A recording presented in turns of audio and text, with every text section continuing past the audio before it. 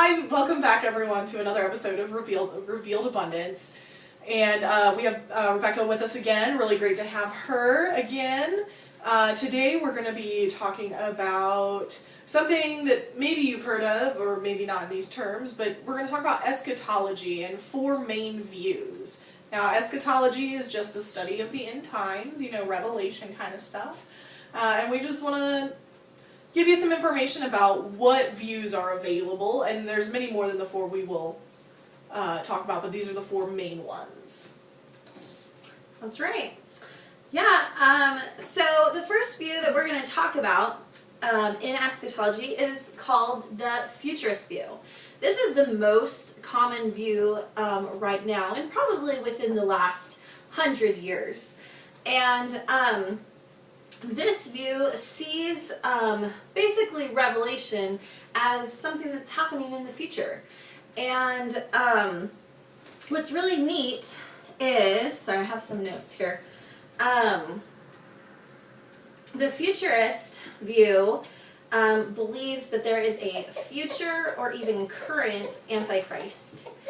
And they also believe that there's a future rapture, a future tribulation, which that piece of futurism is, there's kind of three branches, three different views inside of futurism. And a lot of people believe that, or have been taught that this is really the only view there is, and the only different views are these three branches. But the truth is futurism is all one view that has kind of three different branches inside of just futurism, which is pre-tribulation, mid-tribulation, and post-tribulation. Pre-tribulation meaning that, you know, basically God's going to rapture you before the 7-year destruction, I guess, and ruling of an Antichrist. Mid means that, you know, God's going to rapture you within the middle of that tribulation period. And post-tribulation means that you'll be raptured after the 7-year period of tribulation. So they also believe in a future Armageddon, which is a future, you know, battling. And they also equate the beast to be the Antichrist in futurism. So, you know, futurism really places a lot in the future. Some people will say, and even is now, so it's like now and in the future, but it keeps getting pushed to always be in future events. So, a couple of people that have taught this view, this would be like the Left Behind series. So Timothy LaHaye, Hal Lindsey, IHOP, they all kind of teach this futuristic view of an Antichrist and the destruction of the temple in the future, a rebuilding and a destruction in the future. Is there anything else that I'm missing about? I would just add that this particular view came about because of a gentleman named John Darby. Right. And this is kind of his interpretation of a vision a girl had for the end times. And this was about 100 years ago. It was then someone who makes commentaries for Bibles got a hold of it and really believed in it. And so that ended up in a lot of Bible commentaries, which a lot of seminaries teach from. So it's gained a lot of momentum in the last 100 years. It's really only about 100 years old in general. Right, and I think about like the 1980s, it really took off, and it became really Christianity's mainstream view on eschatology. So one important thing to point out is that it was not the view that was held in the early church. Nope. And so there's some other views here. I can go over these next couple of ones. They're a little bit lesser known. The first one is historicism. That puts some of Revelation in the past, some of Revelation in the future.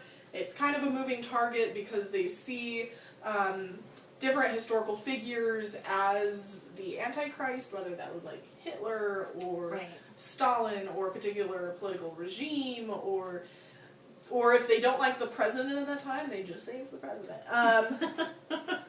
Right.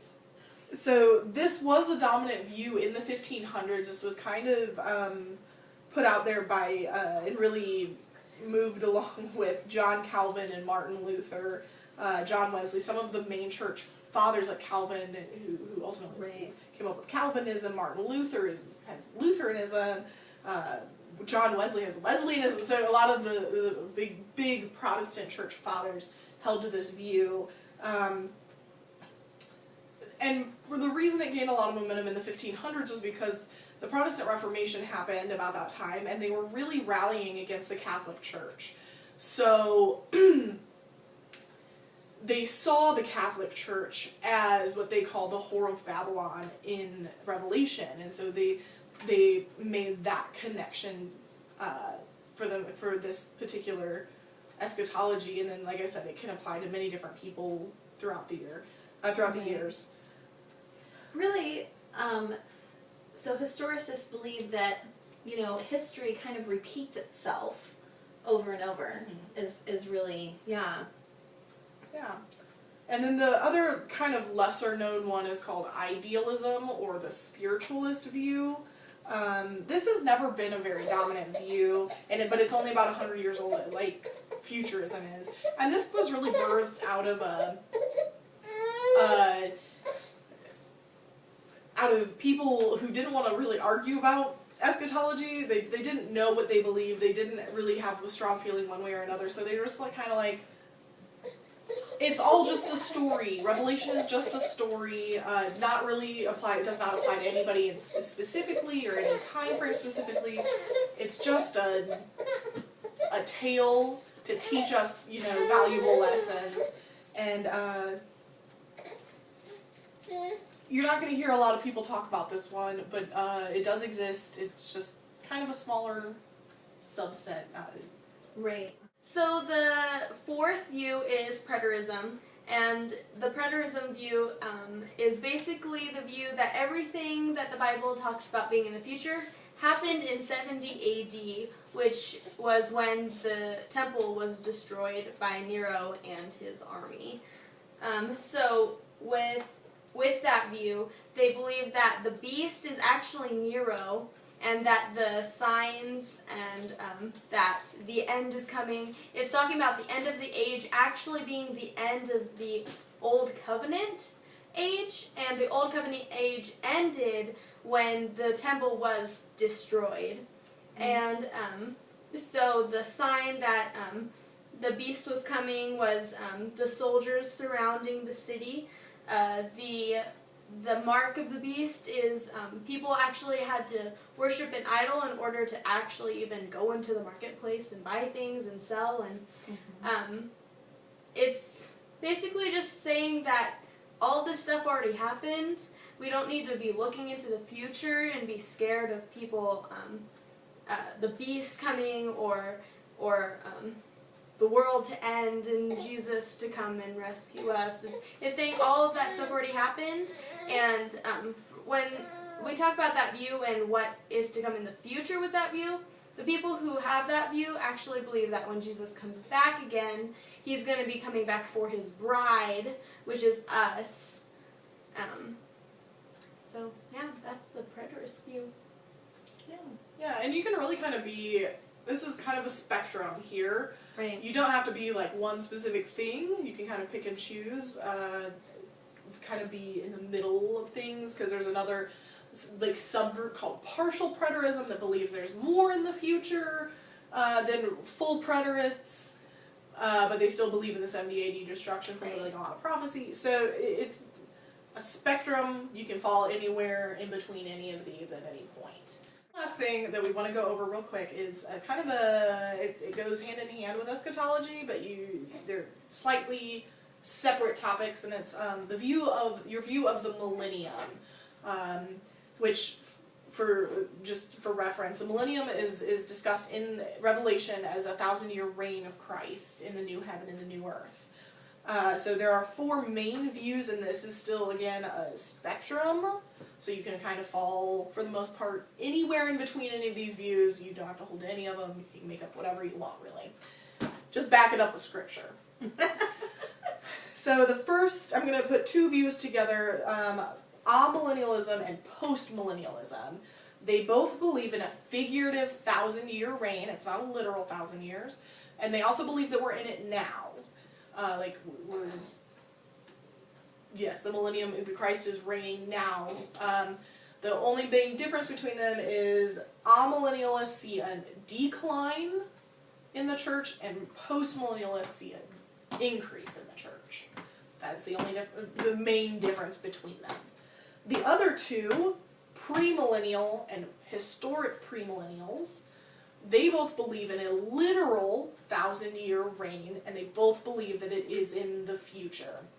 The main difference between these is premillennialists are going to be your futurists, kind of by default, because they believe that the rapture is in the future, the tribulation's in the future, Armageddon is in the future, and therefore the 1,000-year literal reign of Christ will be in the future. That means they are premillennialists.